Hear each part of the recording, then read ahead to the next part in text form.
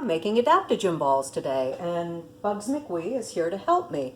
But adaptogen balls are, this is like a little snack to make, and I'm making two different kinds because one is going to give me energy and one is going to help me sleep. And adaptogens have the ability to act on the immune system, they can act on the nervous system, they can give you energy, but mostly they're going to help you achieve homeostasis, to help you achieve equilibrium.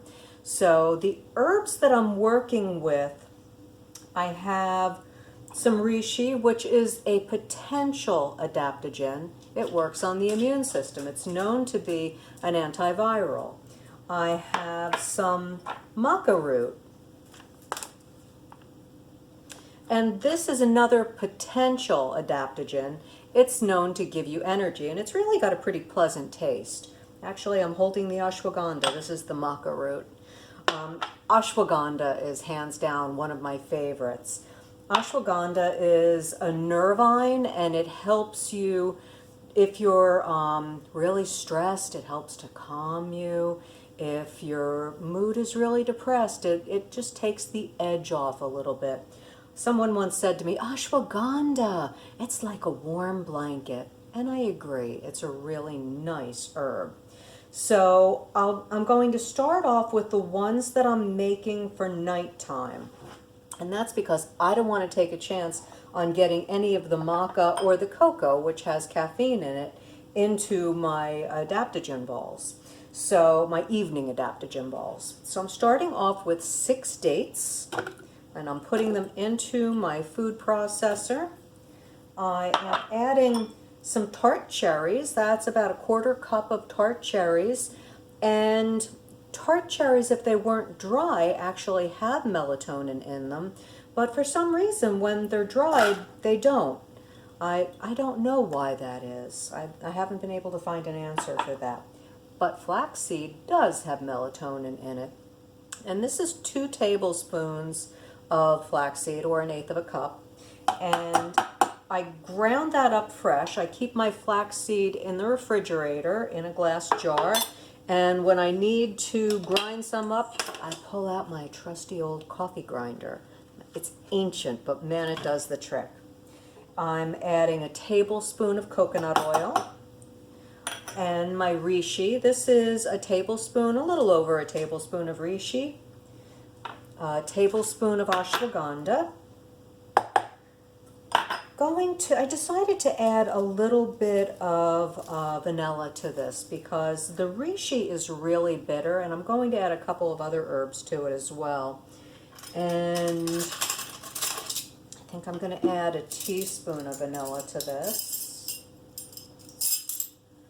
If you want, you could use honey, but I just prefer not to have a whole lot of sweet stuff in my life. And the dates are pretty sweet as it is. Next, I'm adding cardamom just because I love it. It smells so good. So this is going to be just a pinch. Enough for me to say, oh, there's cardamom in this. Then I'm going to add some turmeric because it's anti-inflammatory. And this I'm going to add a couple shakes. I'll call it 1/2 teaspoon. I don't even think it's quite that much. And to activate the turmeric, we're adding a little bit, this I'm actually going to put my hand out for this, of white pepper. So that is literally a pinch of white pepper. And that makes the curcumin in the turmeric more bioavailable. Now I'm going to turn the food processor on, and I will spare you that. This is a new recipe, and I wound up adding a little bit more coconut oil, so it's almost a 1/4 cup of coconut oil, and I decided to toss in some coconut flakes, which I'm going to roll them in anyway. So this is what it looks like now, and then I'm going to roll this in, as I say, in the coconut flakes, and I think I'm going to just empty this out so we can dive right into the next one. There we go. This is how I tend to cook. If I'm having a party and I've got the food processor out, first I'll make the hummus, then I'll make the pesto, because some foods are stronger than others. And I'll rinse it out if I have to, but if I don't have to, I'm not going to. And I don't have to. So this, too, is going to start with 6 dates. Get out. This is my energy adaptogen balls. And 6 apricots. Why does it keep doing that? Sorry about that. The light's weird. I think it's because the sun's coming and going from outside. So that was 6 apricots. Now I've got a tablespoon of maca powder, a tablespoon of raw cacao, and a little more than a tablespoon of reishi. That foggy light in the corner is bugging me, but I have no control. And then I'm adding the cinnamon to sweeten this one up. And I'm adding I'm going to say a little less than a teaspoon of cinnamon.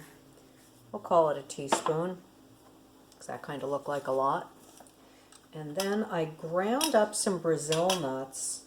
And let's see how much is in here. This was from another recipe. So that's more than a tablespoon. Let's be a little more precise here. That's a tablespoon. Looks like it's going to be 2 tablespoons. Just about. There's a little bit left.